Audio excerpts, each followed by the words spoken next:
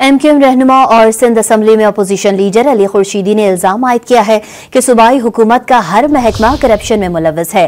कराची में press conference करते हुए उनका कहना था कि कोई महकमा बेहतरी का नहीं सोच रहा, करप्शन को सनत का दर्जा मिल गया है। यहाँ पर जो है सो कॉल्ड जो करप्शन का जो धंधा है वो सनत का दर्जा इख्तियार कर चुका है और यहाँ पे जितने भी यहाँ पे एनएफसी के बाद जो है इनको हजारों अरब रुपए जो है 3000 से ज्यादा अरब रुपए का बजट इस साल का भी है।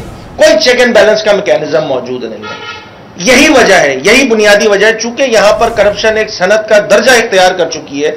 यहाँ पे हर महकमे का बुनियादी और कलीदी काम जो है वो तरक्की करना नहीं है, वो बेहतरी लाना नहीं है, वो करप्शन करना है। चूंकि सनत का दर्जा इख्तियार कर चुकी है तो इसीलिए यहां पर ना चार्टर ऑफ डेमोक्रेसी की कहीं भी बात मानी जाएगी, ना इनके खुद के मैनिफेस्टो में जो चुनो नई सोच की पॉलिसी है उसको अडॉप्ट किया जाएगा, क्योंकि यहां पर क्या चल रहा है, धंधा चल रहा है।